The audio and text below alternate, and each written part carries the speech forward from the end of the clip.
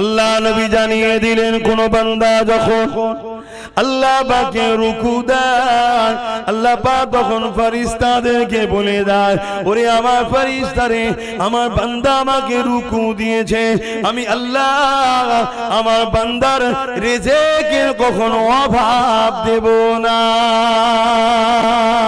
এ যুবকেরা, তরুণীরা, বাপেরা, কোন বান্দা যখন সিজদা করে আমার আল্লাহ বা ফেরেশতাদেরকে বলে, ওরে আমার ফেরেশতারে, আমি আল্লাহ আমাকে ওরা দেখে না, বিল গায়েব না দেখে ঈমান এনেছে, আমি আল্লাহ সাক্ষী তোদেরকে রেখে দিলাম, আমি আল্লাহ আমার সিজদাকারী বান্দা বান্দি দিগকে অবশ্যই আমার জান্নাতে নিয়ে এসে আমার দিদারটা দিয়ে দেব। এ যুবকেরা, তরুণেরা, আমার আম্মা জানেরা, বোনেরা, আল্লাহকে রুকু সিজদা দেন। হযরত মুসা আলাইহিস সালাম আল্লাহ পাকের সঙ্গে তুর পাহাড়ে কথা বলতে গেলে, কথা বলার পর আল্লাহ পাককে বলতে লেগেছে, ও রব্বি আল্লাহ পাক, আপনি আমার সঙ্গে কথা বলছেন, এই জমিনের উপরে আর কি কারো সঙ্গে কথা বলবে? আল্লাহ পাক বলেছিল, মুসা, আমার একদল বান্দা বান্দি আছে যারা আমি আল্লাহ আমার সঙ্গে কথা বলবে। এ মুসা, শুধু কথা বলবে তা নয়, তুমি কথা বলতে গেলে বেশি সময় পাও না, তারা যতক্ষণ খুশি কথা বলতে পারবে। এ মুসা রে, তুমি কথা বলতে গেলে তুর পাহাড়ে তোমাকে আসতে হয়, তারা যখন আমার সঙ্গে কথা বলবে তাদেরকে তুর পাহাড়ে কোনো জায়গায় আসতে লাগবে না, যে কোনো পবিত্র জায়গাতে আমি আল্লাহ আমার সঙ্গে কথা বলতে পারবে। ও হযরত মুসা রে, তুমি আমার সঙ্গে কথা বলছো, তোমার আমার বিচখানে কতটা দূরত্ব? 70,000 নূরের পর্দা রয়েছে, একটা পর্দা থেকে আর একটা পর্দা 10,000 বা 70,000 বছরের রাস্তা। ও হযরত মুসা রে, আমার একদল স্পেশাল বান্দা বান্দি রাখা আছে, তারা যখন আমার সঙ্গে কথা বলবে তাদের আর আমার বিচখানে কোনো পর্দা থাকবে না, 70,000 নূরের পর্দা সরিয়ে দেওয়া হবে, একদম কাছে কাছে, সামনাসামনি, কাছে কাছে কথা বলতে লাগবে। হযরত মুসা আলাইহিস সালাম বললেন, আল্লাহ পাক আমাকে সেই বান্দা দিয়ে দলভুক্ত করো। আল্লাহ বলল, হবে না, আমার স্পেশাল রাখা আছে। আল্লাহ পাক, তবে কি জানতে পারি তারা কারা হবে? আমার আল্লাহ পাক জানিয়ে দিলেন, ও হযরত মুসা, তারা হলো আমার বন্ধু নবী মুহাম্মদ রাসূলের উম্মত, উম্মতি হবে। তারা যখন নামাজ পড়বে আমি আল্লাহ আমার জন্য দাঁড়াবে, যেখানে খুশি দাঁড়াতে পারে। এই জমিনকে আমাদের জন্য মসজিদ বানিয়েছে, তবে জামাতের জন্য আমরা বাইতুল্লাহ আল্লাহর ঘর বানিয়েছি, কেননা ওখানে নির্দিষ্ট জায়গাতে আমরা একত্রিত হয়ে পড়ব, 27 গুণ সওয়াবটা বেশি পাবো। কিন্তু মনে রাখবে, যে কোনো পবিত্র জায়গায় দাঁড়িয়ে যে খুশি যেখানে খুশি নামাজ পড়তে পারে, কারণ এই জমিনটা হলো আল্লাহ আমাদের জন্য মসজিদ বানিয়ে দিয়েছে। ওই নামাজে যখন তুমি আমি দাঁড়িয়ে যাব, আল্লাহু আকবার বলে নিয়ত করে, তখন 70,000 নূরের পর্দা সরিয়ে দিয়ে আল্লাহ পাক কুদরতি ভাবে একেবারে কাছে চলে আসে। আল্লাহ নবী তাই জানিয়ে দিলে, এ আমার উম্মত, উম্মতি রে, তোরা যখন মাথাটা নত করবি, তোদের কপালটা মাটিতে পড়লে মাটি থাকে, তোদের কপালটা মার্বেলে নামাজ পড়লে মার্বেল থাকে, কিন্তু আমি মুহাম্মদ রাসূল বলে দিয়ে যা, তোদের কপালটা আমার আল্লাহ পাকের কুদরতি কদমে পড়ে যায়। আরো জোরে বলুন সুবহান।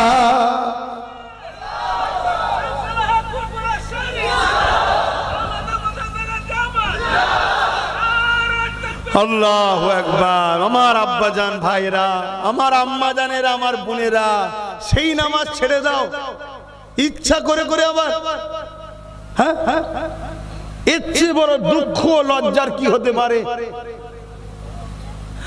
আরে মুসলমান ঘরের ছেলে মেয়েরা, তরুণেরা, আমার আম্মা জানেরা, দুনিয়া বড় দুদিনে, যিনি আখিরাতের কথা চিন্তা করে, আল্লাহ কোরআনে জানিয়ে দিল, ওয়াল তানজুরু নাফসুম মা কদ্দামাত লিগাদ, পরকালটার জন্য বেশি বেশি করে চিন্তা করো, কেননা পরকাল বড় কঠিন দিন হবে। এ যুবকেরা, তরুণীরা, বাপেরা, মায়েরা, বোনেরা, আল্লাহ নবী সাহাবাদেরকে যখনই ওয়াজ করতে প্রায় সময় নবী আমার সাহাবাদেরকে বলতে, বাবারা তোমরা আখিরাতের জন্য বেশি বেশি চিন্তা করবে। সাহাবারা একদিন বলতে লাগলে, ইয়া রাসূলুল্লাহ, হাবিবাল্লাহ, আপনি বারবার আখিরাতের কথা বলেন, ইয়া রাসূলুল্লাহ, আখিরাতটা কেমন হবে? এ যুবকেরা, বাপেরা, আমার আম্মা জানেরা, বোনেরা, আমাদের কি বিশ্বাস নাই যে কিয়ামত অবশ্যই একদিন না একদিন হবে? আমাদের কি বিশ্বাস নাই কবরের জমিনের মধ্যে যখন রাখা হবে, যদি দুনিয়ার জমিনে আল্লাহ রাসূলের হতে পারে, কবরটা বেহেশতের বাগান তৈরি হবে। আর যদি আল্লাহ রাসূলের না হতে পারি, কবরটা জাহান্নামের একটা গর্ত বানিয়ে দেওয়া হবে, যেখানে 99টা সাপ দেওয়া হবে।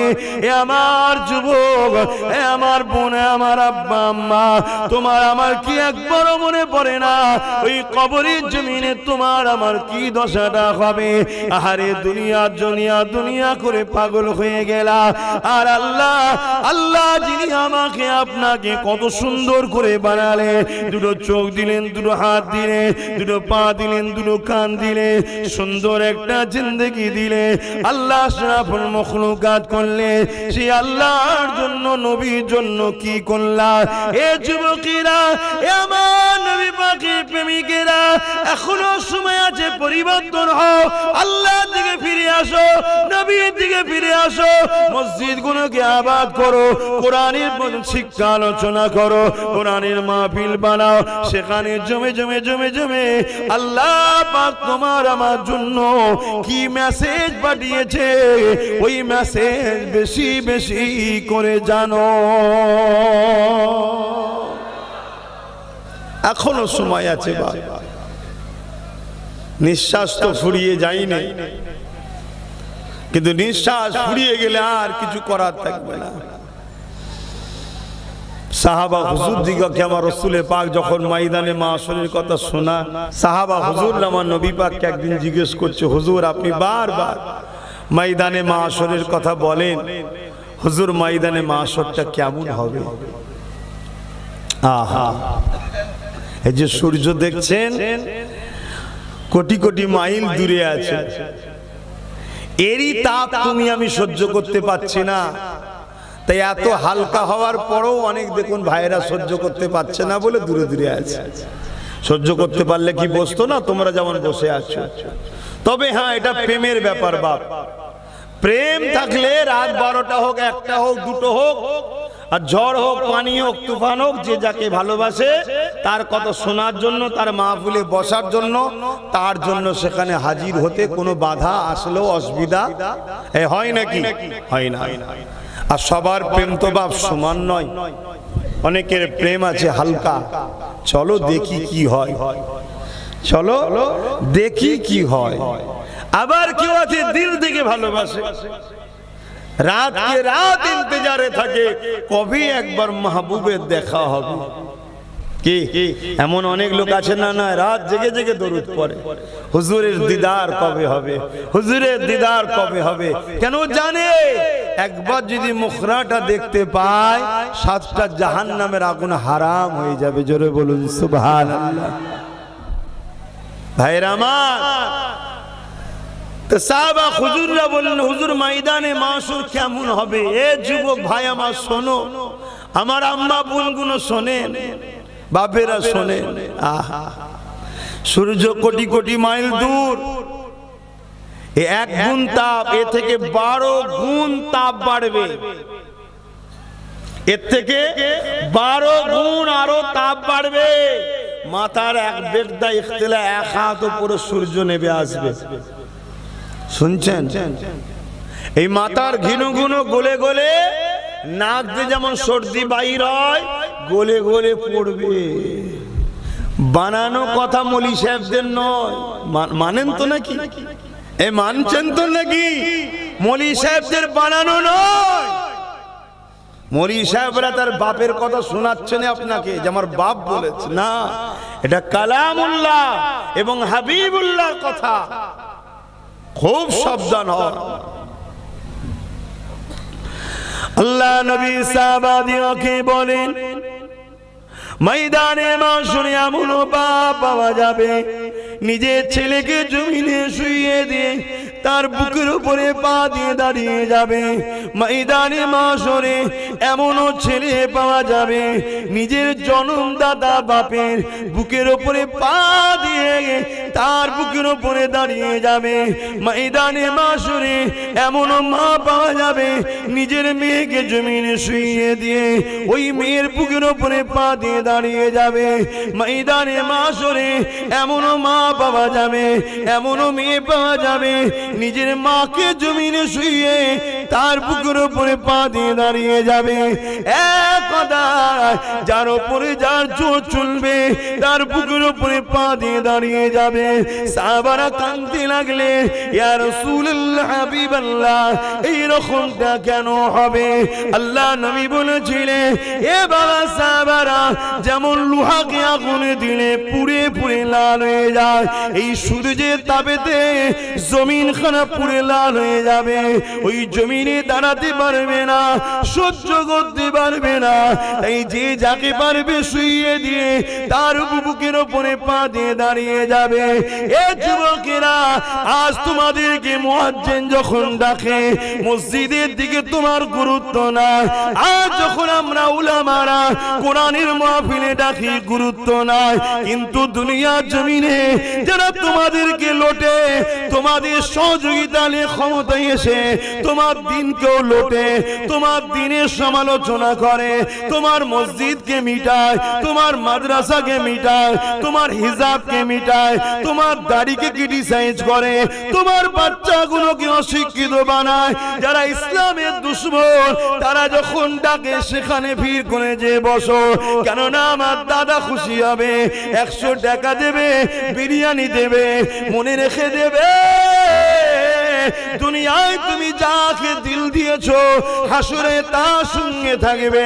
কিন্তু দুনিয়ার জমিনে আমরা আল্লাহর জন্য, নবীর জন্য, কোরআনের জন্য, দ্বীনের জন্য, সত্যের জন্য, ইনসাফের জন্য যারা এই কষ্ট করে করে মসজিদে যায়, ফজরের সময় 5 ওয়াক্ত যায়, মাদ্রাসা বানায়, ওখানে দ্বীনের তালিম শিক্ষা অর্জন করে।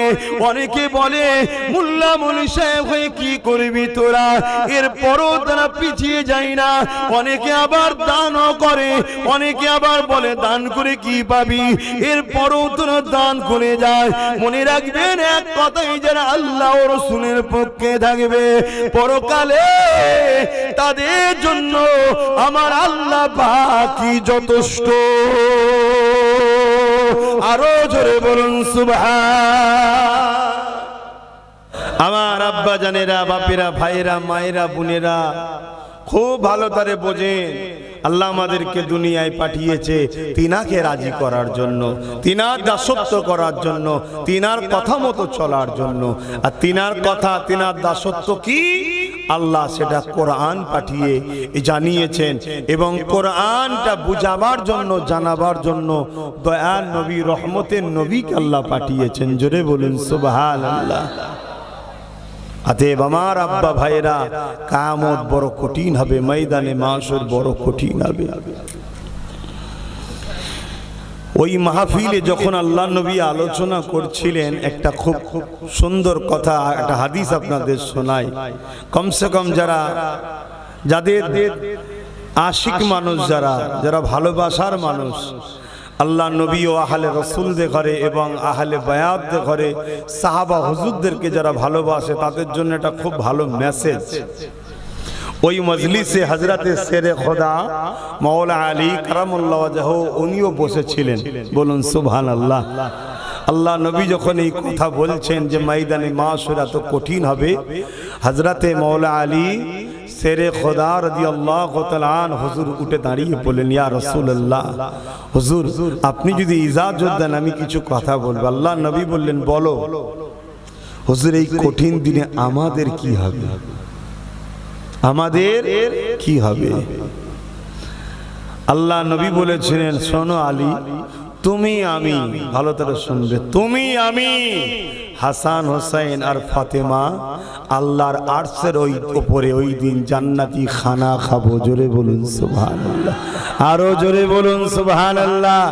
নারী দিবে আহা, তুমি আমি হাসান হোসেন ফাতেমা জাহরা 5 পাঞ্জাতন, আমরা জান্নাতি খানা খাবো আল্লাহর আরশ আজিমের উপরে।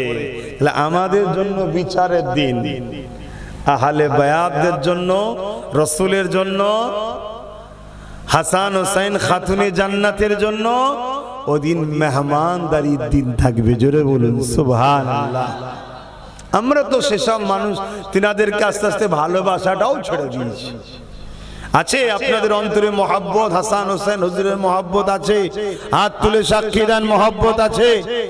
জোরে লম্বা করে হাত তুলে মহব্বত আছে? আহলে বায়াতদের ভালোবাসেন, খাতুনে জান্নাতকে পিয়ার করেন? আলহামদুলিল্লাহ। মনে রাখবেন, আপনারা কোন আকীদার মধ্যে আছেন জানি না, তবে বড় পাওয়ারের সাথে বলছি, যাদের দিলে পাক পাঞ্জাতনের মহব্বত নেই, হাসান হোসাইনের মহব্বত নেই, খাতুনে জান্নাতের মহব্বত নেই, ভালোবাসা নাই, ও দিলে ঈমান নাই, জান্নাত যেতে পারবে না তারা কোনোদিন। ভালোবাসবেন, এনাদেরকে পিয়ার করবেন, ইনাদের সাদকায় তো আল্লাহ আমাদেরকে নাজাত দেবে। বলুন সুবহানাল্লাহ। আহা, হযরত আলী সঙ্গে সঙ্গে আরেকটা কথা জিজ্ঞাসা করলেন, ইয়া রাসূলুল্লাহ, হাবিবাল্লাহ, হুজুর আমাদের ভালোবাসার মানুষরা কোথায় থাকবেন?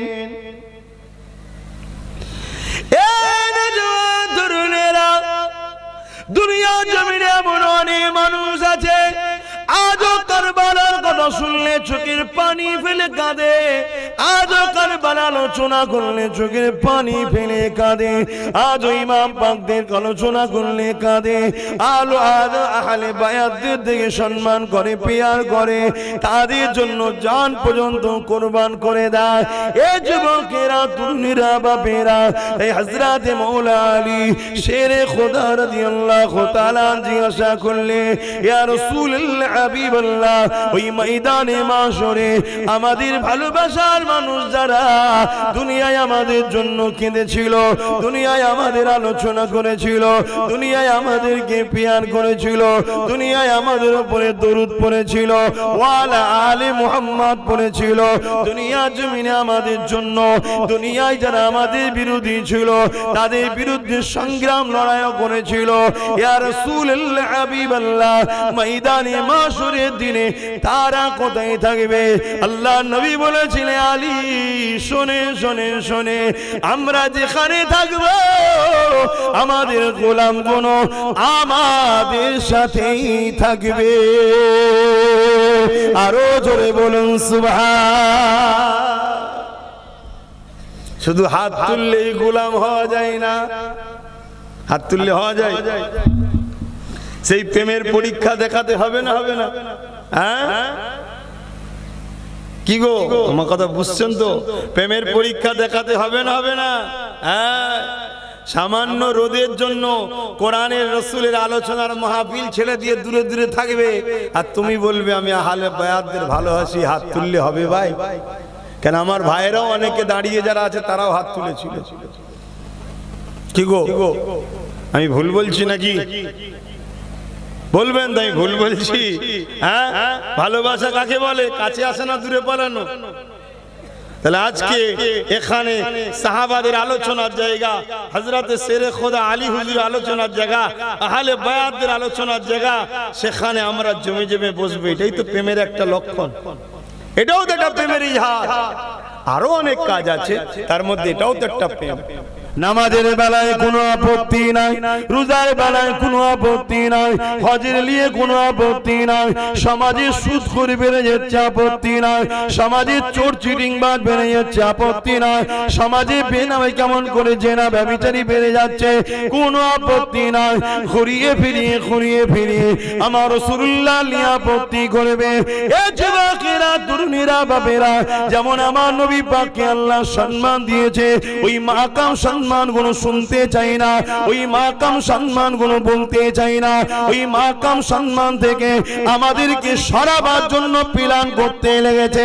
তার মধ্যে একটা কথা যেমন বললাম, আল্লাহ নবী জানিয়ে দিলে যারা কিয়ামতের দিনে আমাদের ভালোবাসার মানুষ হবে, আমাদেরকে পিয়ার করবে, দুনিয়ায় আমাদের আলোচনার মাহফিল বানাবে, আমাদের কথা শুনে যাদের দিলটা খুশি হবে, এ হযরত আলী রে, তারা ময়দানে মাশরে আমাদের সঙ্গে জান্নাতি খানা খাবে। এই কথাগুলো তারা বলতে চায় না। যদি এই কথা আলোচনা হয়, সমাজকে তারা ভুল বোঝায়, এই কথাটা কখনো মানাতে চায় না। এ যুবকেরা, তরুণেরা, এই আবার বলে দিয়ে যায়, আল্লাহ নবীকে চেনো, নবীকে পিয়ার করো, নবীকে ভালোবাসো, নবীর আজমতকে জানো, নবীকে আল্লাহ কি শানওয়ালা করেছে জানো। কারণ নবী যার মধ্যে না, আল্লাহ সে পাবে না। কারণ নবী পাককে আল্লাহ পাঠিয়েছে। হাবিব দুনিয়ার মানুষগুলো আমায় ভুলে গেছে, আপনি যান ওদেরকে আমার সঙ্গে জুড়ে দেন। তাই আমাদের কাজ হবে নবী পাকের কদমে পৌঁছানো। নবী পাককে আল্লাহ যে কাজে পাঠিয়েছে, নবী পাক তাদেরকে আল্লাহ সঙ্গে জুড়ে দেবে। আরো জোরে বলুন সুবহান। কি গো, আমার নবীর কথা শুনে আপনাদের দিলে খুশি হচ্ছে না ব্যথা হচ্ছে? একটু হাত তুলে বলবেন, খুশি হচ্ছে না ব্যথা হচ্ছে? আল্লাহকে সাক্ষী রেখে বলছি, হাত তুলে রাখুন। যে দিল রসুলের কথা শুনে খুশি হয়, ও দিলে ঈমান আছে। জোরে বলুন সুবহানাল্লাহ।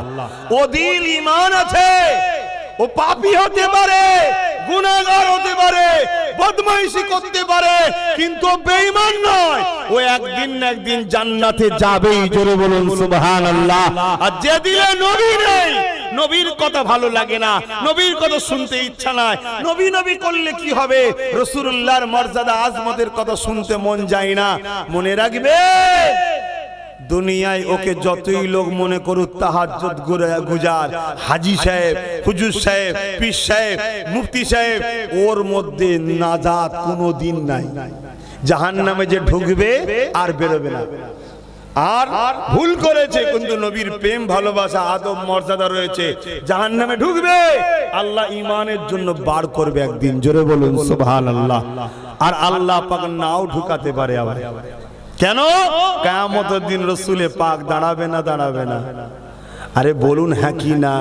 আরে মানেন হ্যাঁ কি না? এই চিনার লক্ষণ বলে গেলাম।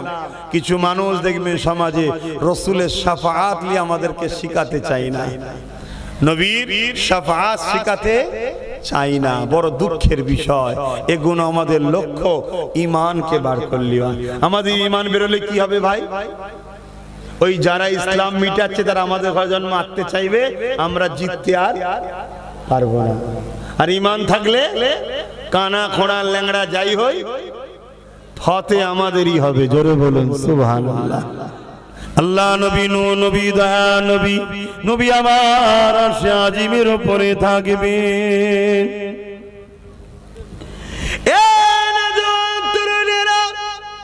এই পৃথিবী থাকবে না, এই পৃথিবীকে আল্লাহ পাক চূর্ণ বিচ্ছিন্ন করে দেবে।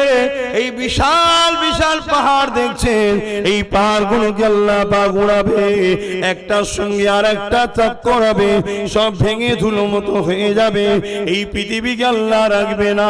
কুল্লু মান আলাইহা ফান, সব কিছু আল্লাহ ফানা করে দেবে। এ যুবকেরা, তরুণেরা, কতদিন এইভাবে থাকবে কে জানে, আল্লাহ ছাড়া। এই সময় আমার আল্লাহ আওয়াজ দেবে, এ হযরত জিবরাইল ইসরাফিল রে, দুনিয়ার জমিনে যাও, আমার হাবিবকে যে উঠিয়ে নিয়ে আসো। এ নওজোয়ান তরুণেরা, বাপেরা, নওজোয়ানেরা, আমার নবী পাক আজও মদিনা রওজা মুবারকে তোমার আমার জন্য সিজদায় পড়ে গিয়ে আল্লাহ দরবারে এখনো কাঁদতেছে। আল্লাহ নবী হায়াতুন নবী, মানো না মানো না? হাত তুলে তুলে বলো মানো না মানো না? নবী আমার রওজা মুবারকে এখনো তোমার আমার জন্য কাঁদতেছেন। সেই নবী পাককে উঠাবার জন্য আল্লাহ পাক বলবেন জিবরাইল ইসরাফিল রে যা দুনিয়া জমিনে যা আমার হাবিবকে যে তুলে নিয়ে আয়। এই জমিনটা সেই জমিন থাকবে না। এ যুবকেরা তরুণেরা এই ঘর বাড়ি গাছপালা কিছুই থাকবে না। তাই জিবরাইল আলাইহিস সালাম দুনিয়ার জমিনে এসে আমার নবী কোথায় খুঁজে পাবে না। তাই আল্লাহ পাকের কাছে আওয়াজ দিয়ে বলতে লাগবে ও রব্বি আল্লাহ আপনার হাবিব কোথায় আমি জিবরাইল খুঁজে পাচ্ছি না। আমার আল্লাহ পাক বলতে লাগবে এ হযরত জিবরাইল দুনিয়ার জমিনে কান লাগিয়ে লাগিয়ে লাগিয়ে লাগিয়ে শোন। যে জায়গা থেকে দেখবি আমার হাবিবের কান্নার আওয়াজ আসছে ওই জায়গাতে আমার হাবিব তিনার গুনাহগার উম্মত উম্মতিদের জন্য কাঁদতেছে। আরো জোরে বলুন সুবহান। এত দরদি কে আছে সারা জীবনটা কেঁদেছে, শিশুবেলা থেকে নিয়ে শুরু করে দুনিয়া জমিন থেকে পর্দা নিয়ে আখিরাতের দিকে রওনা হয়েছে। সেই নবী পাক আজও কাঁদতেছে। শুনছেন, যারা আমাদের ঈমানকে লুটতে চায় তারা আমাদেরকে শিখায় নবী পাক মরে গেছে। বলুন নাউজুবিল্লাহ। কেননা নবী মারা গেছে এই কথাটা কেউ ধারণা করলে সে মুসলমান দাবি করতে পারে, কিন্তু মুমিন থাকবে না, ঈমানদার থাকবে না, তার ঈমানটা বেরিয়ে চলে যাবে। কেননা আমার নবী জীবিত হায়াতুন নবী। এই জন্যই তো নবীর বিবিদের ঘরে আমাদের আম্মা জান দিগকে বিবাহ করাটা পৃথিবীর জমিনে সবার জন্য হারাম। স্বামী থাকাকালীন ওই বিবাহিত নারীর সঙ্গে বিবাহ করা যায়? কথা বলুন। আমার নবী তো হায়াতুন নবী, তাই নবী পাকের স্ত্রীদের সঙ্গে বিবাহ করাটা হারাম। হ্যাঁ, আমি সম্মানের দিকে বলছি। আমার আছে আমার নিজের মায়ের থেকেও নবী পাকের স্ত্রী আমাদের আম্মা জান, ওই আম্মাদের সম্মান নিজের মায়ের থেকেও আমাদের কাছে অনেক বেশি হলো নবীর স্ত্রীদের সম্মান। বলুন সুবহানাল্লাহ। নিজের মালি যদি কেউ খারাপ ধারণা করে কবিরা গুনাহ হবে। নবীর স্ত্রীদের খারাপ ধারণা করলে বেঈমান কাফের হবে। কথা কিছু মাথায় ঢুকছে? নবীকে ভালোবাসেন। বারবার বলছি যুবকরা, এই যে মুসিবত চারিদিকে মেঘলার মতো ঘিরছে, এ থেকে বাঁচার একটাই রাস্তা আছে বাপ। কেন আমরা সব হাতছাড়া করে ফেলেছি? একটাই রাস্তা আছে, আমিনার লালকে ধরুন, নবী পাককে পিয়ার করুন, রসুলের মোহাব্বত করুন, নবীর উপরে দরুদ বেশি বেশি করে পড়ুন। নবী পাক যে নামাজের জন্য কেঁদেছে, আল্লাহ নবী যখন সেজদায় পড়ে যেত মক্কার জালিমরা নবী পাকের পিঠে পচা দুম্বার ভুঁড়ি পর্যন্ত চাপিয়ে দিত, আমার নবী সেজদায় পড়ে পড়ে কাঁদতো। নবী পাক সাল্লাল্লাহু আলাইহি ওয়াসাল্লাম বলেছেন নামাজ হলো আমার চোখের ঠান্ডা, সেই নামাজটাকে ছেড়ে দিও না। যুবক, আল্লাহ তো 24 ঘন্টায় ডেইলি একটাই তো কাজ দিয়েছে, 5 ওয়াক্ত নামাজ। আর কি কাজ দিয়েছে বলুন? এই একটাই তো কাজ, 5 ওয়াক্ত নামাজ। হজ তো জীবনে একবার, রোজা তো বছরে একবার, আর হজ শুধু ধনী লোকদের জন্য, গরিবদের তো নিমাপ। কথা মাথায় ঢুকছে? তো যে আল্লাহ আমাদেরকে এত সুন্দর করে বানালো, সেই আল্লাহকে সেজদা করুন, রুকু দেন। আহা, আল্লাহ নবী জানিয়ে দিলেন কোন বান্দা যখন আল্লাহ পাকে রুকু দেয়, আল্লাহ পাক তখন ফেরেশতাদেরকে বলে দেয়, ওরে আমার ফেরেশতারে, আমার বান্দা আমাকে রুকু দিয়েছে, আমি আল্লাহ আমার বান্দার রিজিকের কখনো অভাব দেব না। এ যুবকেরা, তরুণীরা, বাপেরা, কোন বান্দা যখন সিজদা করে আমার আল্লাহ বা ফেরেশতাদেরকে বলে, ওরে আমার ফেরেশতারে, আমি আল্লাহ আমাকে ওরা দেখে না, বিল গায়েব না দেখে ঈমান এনেছে, আমি আল্লাহ সাক্ষী তোদেরকে রেখে দিলাম, আমি আল্লাহ আমার সিজদাকারী বান্দা বান্দি দিগকে অবশ্যই আমার জান্নাতে নিয়ে এসে আমার দিদারটা দিয়ে দেব। এ যুবকেরা, তরুণেরা, আমার আম্মা জানেরা, আল্লাহকে রুকু সিজদা দেন। হযরত মুসা আলাইহিস সালাম আল্লাহ পাকের সঙ্গে তুর পাহাড়ে কথা বলতে গেলে কথা বলার পর আল্লাহ পাককে বলতে লেগেছে, ও রব্বি আল্লাহ পাক, আপনি আমার সঙ্গে কথা বলছেন, এই জমিনের উপরে আর কি কারো সঙ্গে কথা বলবে? আল্লাহ পাক বলেছিল, মুসা আমার একদল বান্দা বান্দি আছে যারা আমি আল্লাহ আমার সঙ্গে কথা বলবে। এ মুসা শুধু কথা বলবে তা নয়, তুমি কথা বলতে গেলে বেশি সময় পাও না, তারা যতক্ষণ খুশি কথা বলতে পারবে। এ মুসা রে, তুমি কথা বলতে গেলে তুর পাহাড়ে তোমাকে আসতে হয়। তারা যখন আমার সঙ্গে কথা বলবে তাদেরকে তুর পাহাড়ে কোনো জায়গায় আসতে লাগবে না, যে কোনো পবিত্র জায়গাতে আমি আল্লাহ আমার সঙ্গে কথা বলতে পারবে। ও হযরত মুসা রে, তুমি আমার সঙ্গে কথা বলছো, তোমার আমার বিচখানে কতটা দূরত্ব? 70,000 নূরের পর্দা রয়েছে, একটা পর্দা থেকে আর একটা পর্দা 10,000 বা 70,000 বছরের রাস্তা। ও হযরত মুসা রে, আমার একদল স্পেশাল বান্দা বান্দি রাখা আছে, তারা যখন আমার সঙ্গে কথা বলবে তাদের আর আমার বিচখানে কোনো পর্দা থাকবে না, 70,000 নূরের পর্দা সরিয়ে দেওয়া হবে। একদম কাছে কাছে, সামনাসামনি, কাছে কাছে কথা বলতে লাগবে। হযরত মুসা আলাইহিস সালাম বললেন, আল্লাহ পাক আমাকে সেই বান্দাদের দলভুক্ত করো। আল্লাহ বলল, হবে না, আমার স্পেশাল রাখা আছে। আল্লাহ পাক তবে কি জানতে পারি তারা কারা হবে? আমার আল্লাহ পাক জানিয়ে দিলেন, ও হযরত মুসা, তারা হলো আমার বন্ধু নবী মুহাম্মদ রাসূলের উম্মত উম্মতি হবে। তারা যখন নামাজ পড়বে আমি আল্লাহ আমার জন্য দাঁড়াবে, যেখানে খুশি দাঁড়াতে পারে। এই জমিনকে আমাদের জন্য মসজিদ বানিয়েছে, তবে জামাতের জন্য আমরা বাইতুল্লাহ আল্লাহর ঘর বানিয়েছি, কেননা ওখানে নির্দিষ্ট জায়গাতে আমরা একত্রিত হয়ে পড়ব, 27 গুণ সওয়াবটা বেশি পাবো। কিন্তু মনে রাখবে, যে কোনো পবিত্র জায়গায় দাঁড়িয়ে যে খুশি যেখানে খুশি নামাজ পড়তে পারে, কারণ এই জমিনটা হলো আল্লাহ আমাদের জন্য মসজিদ বানিয়ে দিয়েছে। ওই নামাজে যখন তুমি আমি দাঁড়িয়ে যাব, আল্লাহু আকবার বলে নিয়ত করে, তখন 70,000 নূরের পর্দা সরিয়ে দিয়ে আল্লাহ পাক কুদরতি ভাবে একেবারে কাছে চলে আসে।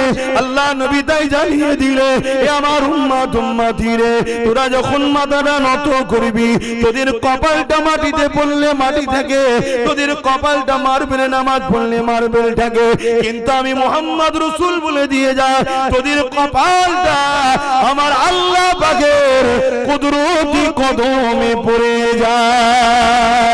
আরো জোরে বলুন সুবহান।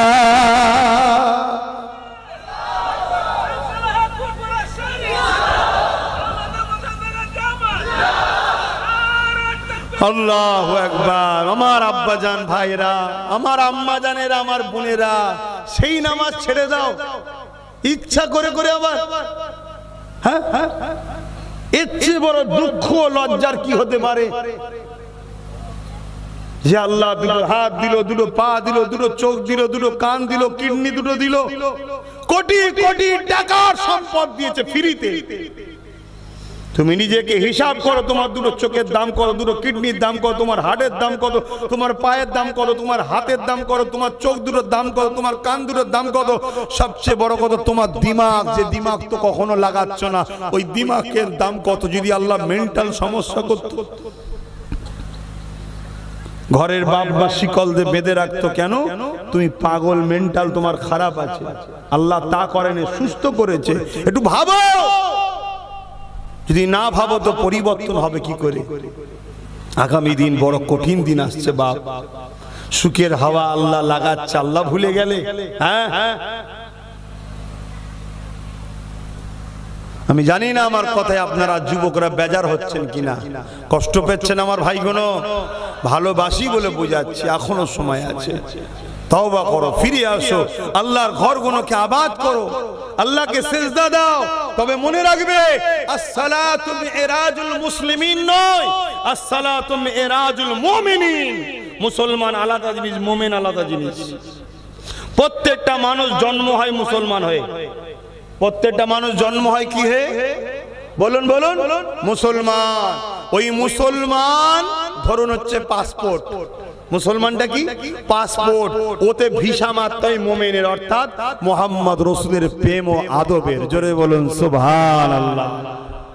মুসলমান তো সবাই, কিন্তু নামাজ মেরাজ স্বরূপ মুসলমানদের জন্য নয়। মুমিন মুমিনা যখন নামাজ পড়ে তখন তারা আল্লাহর দিদার স্বরূপ হয়। জোরে বলুন সুবহানাল্লাহ। ঈমান ঠিক করে নামাজ পড়ো, ঈমান ঠিক করে রোজা রাখো, ঈমান ঠিক করে হজ করো, আল্লাহ তোমাকে এক সেজদাতেই তার করে নেবে। দুনিয়া তোমাকে টানতে চাইলো, তোমার এই মাথাকে আর আল্লাহ থেকে সরাতে কেউ পারবে না। তোমার দিল মনে হবে দৌড় আমার লক্ষ টাকা লস হয় হোক গে যাক, আমি এখন নামাজটা পড়ে এসেছি। জোরে বলুন সুবহানাল্লাহ। ঈমান ঠিক করে পড়ো। আহা, আল্লাহ কত ভালোবাসে, কত পিয়ার করে, কত মহব্বত করে আল্লাহ। আজকে দুপুর বেলা খাওয়া হয়েছে না হয়নি বলুন বলুন? আল্লাহ খাইয়েছে। কে খাইয়েছে? আল্লাহ। আপনারা অনেকে মনে করতে পারে আরে আমি মেহনত করেছি তাই তোমার শরীরটাকে সুস্থ কে রেখেছে। মেহনত করার ক্ষমতা কে দিয়েছে? অনেক লোক মেহনত করার পরেও ঘরে ফিরতে পারে না, রাস্তায় অ্যাক্সিডেন্ট করে মরেও যায়। তোমাকে সুস্থ নিয়ে এসছে কে? কোন দিক দিয়ে তুমি তোমার আল্লাহকে অস্বীকার করবে? অতএব সেই আল্লাহ তোমাকে তো কিচ্ছু কাজ দেয়নি বাপ, শুধু বলেছে 5 বার আমার কাছে আসবি, অর্থাৎ আমাকে সেজদা করবি, আর আমার পক্ষ থেকে মুয়াজ্জিন তোকে ডাকবি, আল্লাহু আকবার আল্লাহু আকবার 5 বার ডাকবে, তুই চলে আসবি। আল্লাহ মহান, আল্লাহ সব থেকে বড়, আল্লাহ মহান, আল্লাহ সব থেকে বড়, তোকে ডাকবে, আসবি, এসে আমাকে সেজদা দিবি, রুকু দিবি, তাসবিহ পড়বি। আর নামাজ যখন পড়বেন ওই নামাজের মধ্যেই আবার আল্লাহ আমাদেরকে নবী চিনিয়ে দিচ্ছে। জোরে বলুন সুবহানাল্লাহ। চিনাচ্ছে না চিনাইনি? বলুন। নামাজ কার জন্যে? নামাজ কার জন্যে? আরে জোরে জোরে বলবেন তো। নামাজ কার জন্যে? শুধুমাত্র আল্লাহর জন্য। কার জন্যে? আল্লাহর জন্য। নামাজে কেরাত পড়া হয় কার জন্যে? তো সূরা ফাতিহা বা অন্য সূরা মিলান কার জন্য? একটু সারা দেন। রুকু দেন কার জন্যে? রুকুতে যে তাসবিহ পড়েন সুবহান রাব্বিল আযীম কার জন্যে? সেজদা দেন কার জন্যে? সেজদায় যে তাসবিহ পড়েন কার জন্যে? সুবহান রাব্বিল আলা কার জন্যে? আমরা যখন বলি সুবহান রাব্বিল আলা, আল্লাহ বলে ফারিস্তা রে দেখ কত গুনাহ করে এসেছে, আর এসে বলছে আল্লাহ আপনি সব থেকে বড় পবিত্র। জোরে বলুন সুবহানাল্লাহ। আল্লাহ আপনি সব থেকে বড় পবিত্র, অথচ সব গুনাহ করেছে। বলে না বলে গুনাহ করেছি না করিনি? আল্লাহ বলে হ্যাঁ ফারিস্তা রে এত গুনাহ করে আমাকে সব থেকে বড় পবিত্র বলছে, আমার পবিত্রতার গুণগান গাইছে। ফারিস্তা আমি আল্লাহ ওদেরকে আজ ছেড়ে দিতে পারি না রে, যা সাক্ষী থাক আমি আল্লাহ ওদের গুনাহগুলো মাফ করে ওদেরকেও পবিত্র বানিয়ে দিলাম। জোরে বলুন সুবহানাল্লাহ। আরো জোরে জোরে বলুন সুবহানাল্লাহ। আহা সুবহান রাব্বিয়াল আলা। কার জন্যে? আল্লাহর জন্য। বলুন কার জন্যে? আল্লাহর জন্য। কার জন্যে? আল্লাহর জন্য। একটা বাহানায় আল্লাহ বলাচ্ছি না বলাইনি? আপনারা বিরক্ত হচ্ছেন, কি করব বাপ, আমাদের কাজই তো, আমাদের কাজই তো তোমাদেরকে রসুলের প্রেমিক বানানো, আল্লাহর প্রেমিক বানানোর চেষ্টা করছি। তাই একবার আল্লাহ বলালে বাহানায় চাপে পড়ে হোক যাই হোক, বারবার বলি হোক, একবার যদি বলো আল্লাহ অমনি 40টা আল্লাহ নেকি দেয়। জোরে বলুন সুবহানাল্লাহ। তাই বলাচ্ছি সুবহান রাব্বিয়াল আলা। কার জন্য বলেন? আল্লাহর জন্য। তাহলে রুকু আল্লাহর জন্য, সিজদা আল্লাহর জন্য, তাসবিহ আল্লাহর জন্য, সূরা ফাতিহা আল্লাহর জন্য, কিয়াম আল্লাহর জন্য, সব আল্লাহর জন্য করলাম। এবারে বৈঠকে বসে আছি, নামাজ থেকে ফারিগ হব। আল্লাহ বলছে বাড়ি বান্দারে, ওরে আমার বান্দিরে, তুই কি চাস তোর নামাজটা আমি আল্লাহ কবুল করে নি, তোর রুকু কবুল করি, তোর সিজদা কবুল করি, তোর কিয়ামটা কবুল করি, তোর তাসবিহটা কবুল করি? জি আল্লাহ কবুল করলেন, কবুল করলেন। আমার আল্লাহ বলে হায় আমার বান্দা বান্দিরে, তাহলে নামাজ থেকে ফারিগ হওয়ার আগে আমার বন্ধুকে সালামটা দিয়ে দে। আত্তাহিয়াতু লিল্লাহি ওয়াস সালাওয়াতু ওয়াত তাইয়্যিবাতু আসসালামু আলাইকা আইয়ুহান, বলুন বলুন, আমার নবীকে সালামটা দে। এ নজওয়ানেরা, আমাদেরকে অনেকে বলে নবীর কথা মনে পড়লে নাকি নামাজ হবে না। হায়রে বড় দুঃখ লাগে, কেন নবী চিনতে পারলেন না? নামাজ হয়েছে নবীর জন্য, কোরআন পেয়েছে নবীর জন্য, কোরআন চিনলেন, নবী চিনলেন না। অথচ কোরআন নবী পাকের মর্যাদার গুণগান গেয়েছে, নবীকে ধরার কথা বলেছে, নবীকে পিয়ার করার কথা বলেছে, নবীকে অনুসরণ করার কথা বলেছে, নবীর ইত্তেবা করার কথা বলেছে, নবী ছাড়া নাজাত নেই বলেছে। সেই কোরআন চিনলাম, কোরআনটা জিনার উপরে এসেছে, এই রাসূলুল্লাহকে চিনলাম না। মনে রাখবেন আল্লাহ পাক কোরআন তিলাওয়াতকে ইবাদতের মধ্যে শামিল করেছে, আর নবী পাকের প্রেম আদবটাকে আল্লাহ পাক ঈমানের মারকাজ বানিয়েছে। এই মনে রাখবেন নামাজ আল্লাহর জন্য, রুকু আল্লাহর জন্য, তাসবিহ আল্লাহর জন্য, সিজদা আল্লাহর জন্য, সুবহান রাব্বিল আলা আল্লাহর জন্য, সুবহান রাব্বিল আযীম আল্লাহর জন্য। আল্লাহ পাক বলে বান্দা তোর নামাজ যদি কবুল করাতে চাস আমার হাবিবকে সালামটা দিয়ে নে। এই সময় আমি আপনি জিজ্ঞাসা করতে লাগবো, ও রব্বি আল্লাহ পাক, নামাজ তো শুধু আপনার জন্য, আপনি গায়েরকে কেন এখানে ঢুকাচ্ছেন? নবীকে কেন এখানে ঢুকাচ্ছেন? নবীকে কেন এখানে আনছেন? আমার আল্লাহ জানিয়ে দিলে দুনিয়ার মানুষ শুনে রেখে দে, নবী আমার গায়ের নয়, নবী আমার পর নয়, নবী আমি আল্লাহ আমার আপন। আরো জোরে বলুন সুবহানাল্লাহ। যে আল্লাহ নামাজে নবীকে পর্যন্ত বাদ দেয়নি, কোরআনে নবীকে বাদ দেয়নি, আজানে নবীকে বাদ দেয়নি, তাওরাতে নবীকে বাদ দেয়নি, ইনজিলে নবীকে বাদ দেয়নি, জবুরে নবীকে বাদ দেয়নি। যেখানে আল্লাহ আল্লাহ আল্লাহ আল্লাহ, সেখানে নবী মুহাম্মদ রাসূলুল্লাহকে আল্লাহ রেখেছে। কিন্তু বড় দুঃখের বিষয়, আমাদের ঈমানকে চুরি করার জন্য কলেমা থেকে নবীর নামকে বাদ দিবার ষড়যন্ত্র চলছে। লা ইলাহা ইল্লাল্লাহ শুধু বলো, মুহাম্মদ রাসূলুল্লাহ বলা যাবে না। নাউযুবিল্লাহ মিন জালিক। মনে রাখবে সারা জীবন যদি লা ইলাহা ইল্লাল্লাহ, লা ইলাহা ইল্লাল্লাহ, লা ইলাহা ইল্লাল্লাহ বলে যাও, মুহাম্মদ রাসূলুল্লাহ যদি না বলো, ঈমান কোনদিন হবে না। কেন লা ইলাহা ইল্লাল্লাহ হলো খবর, মুহাম্মদ রাসূল হলো খবর দাতা। মুহাম্মদ রাসূলের উপরে বিশ্বাস হয়েছে বলেই তো না দেখে খবর আল্লাহকে মেনে নিয়েছি। আরো জোরে বলুন সুবহানাল্লাহ, আরো জোরে বলুন সুবহানাল্লাহ, নারে তাকবীর। আল্লাহ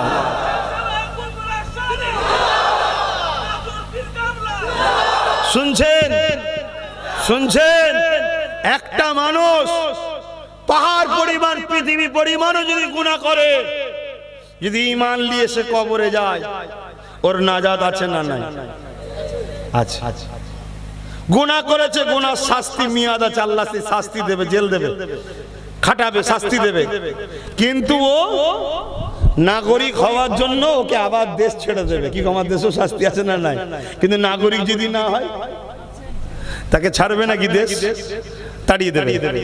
তা আমরা যদি আল্লাহ রাসূলের মহব্বত, ভালোবাসা, আদব যেটা আল্লাহ করতে বলেছে আমার নবীকে, সে জায়গায় যদি আমাদের ঘাটতি হয়ে যায় তাহলে নাজাত নাই। মনে রাখবেন তার নমুনা প্রেম আমাদেরকে দিতে হবে। রোদ হোক, পানি হোক, ঝড় হোক, তুফান হোক, যেখানে নবীর কথা হবে ওই জায়গায় বসা অভ্যাস করুন। যেখানে রাসূলুল্লাহর আলোচনা হবে ওখানে জমে জমে বসা অভ্যাস করুন। কেন তুমি এসেছো? না, আমার রাসূলের কথা হবে, আমি যাকে ভালোবাসি তিনার আলোচনা হবে, তাই আমি শুনতে এসেছি। জোরে বলুন সুবহানাল্লাহ। এটা একটা প্রেমের বৈশিষ্ট্য। এই পৃথিবী যখন ধ্বংসের দিকে যাচ্ছিল, এই পৃথিবীর জমিনের উপরে মানুষগুলো যখন মানুষের সুরাতে খসলতে পশু থেকেও খারাপ হয়ে গিয়েছিল, নিজেদের মা গুলোর পর্যন্ত যোধাব্রুকে লুটে নিত, নিজেদের বাপ গুলো বেটি গুলোকে জেন্ত জেন্ত পুঁতে দিত, বড়রা ছোটদেরকে কোনো সম্মান তো দূরের কথা অন্যায় ভাবে তাদেরকে হত্যা পর্যন্ত করে দিত, ধনীরা গরিবদের কোমরে বেড়ি দিয়ে বাজারে দিনামে তুলে তাদেরকে বিক্রি করে দিত। এ যুবকেরা, বাপেরা, না জওয়ানেরা, আল্লাহ পাক আমার নবী পাককে দুনিয়া জমিনে পাঠালে এবং সাথে কালামুল্লাহ কোরআন শরীফকে পাঠালে। হাবিব দুনিয়া জমিনে গিয়ে এই ধ্বংস পৃথিবী ও আমার শ্রেষ্ঠ মখলুক মানুষগুলোকে আপনি বাঁচান, আপনি দুনিয়া জমিনে যান, আপনার দ্বারা এদেরকে আপনি দ্বীনের মেসেজটা দেন, এদেরকে কেন আমি আল্লাহ বানিয়েছি এই খবরটা এদের কাছে পৌঁছে দেন, এদের কাজ কি এদেরকে জানিয়ে দেন, এরা কোন রাস্তায় গেলে কামিয়াবি পাবে এদেরকে জানিয়ে দেন। এ যুবকেরা, তরুণীরা, বাপেরা, আল্লাহ নবী, নূর নবী, দয়ার নবী এই পৃথিবীর জমিনে আসলে 570 খ্রিস্টাব্দে 12 রবিউল আউয়াল সোমবার শবে সাদেকের সময় আল্লাহ নবী দুনিয়া জমিনে এসে এই ধ্বংস পৃথিবীকে বাঁচাবার জন্য নবী আমার কাজ শুরু করলেন। এ নওজোয়ান তরুণেরা, এ নবী পাকের প্রেমিকেরা, আমাদের কাজ আপনাদের কাছে বাঁচার রাস্তাটা শুধু পৌঁছে দেওয়া। অর্থাৎ রাসূলে পাক যে সময় এসেছিলেন পৃথিবী অন্ধকারে আচ্ছন্ন হয়ে গিয়েছিল, পৃথিবী সন্ত্রাসদের কবলে চলে গিয়েছিল, পৃথিবীতে মানবরূপী পশুগুলো গরিবদের কোমরে বেড়ি পরিয়ে বাজারে নিলামে তুলে বিক্রি করত, পৃথিবীর নারীগুলোকে জেন্ত জেন্ত পুঁতে দিত, পৃথিবীতে খুন খারাপি ধর্ষণ ব্যভিচারী অশান্তি ভরে গিয়েছিল, ইনসাফ বলে কিছুই ছিল না, ইনসানিয়াত বলে কিছু ছিল না, মানবতা বলে কিছু ছিল না। এক আল্লাহকে ভুলে গিয়ে 360টার অধিক নকল খোদার উপাসনা শুরু করে দিয়েছিল। এই পৃথিবী যখন অশান্তি দাবানলে চলছে, এই পৃথিবী যখন ধ্বংসের দিকে গেছে, আল্লাহ রহমতের নবীকে পাঠিয়ে দিলে নবী আমার এই ধ্বংস পৃথিবীকে এবং দুনিয়া জমিনকে শান্তি, সভ্যতা, ইনসাফের শিক্ষা দিয়ে আল্লাহ নবী দুনিয়া জমিন থেকে বিদায় নিবার আগে মাত্র 23 বছরের মধ্যে তামাম পৃথিবীর জমিনে শান্তি সাম্য প্রতিষ্ঠিত করেছিলেন। আরো জোরে বলুন সুবহান।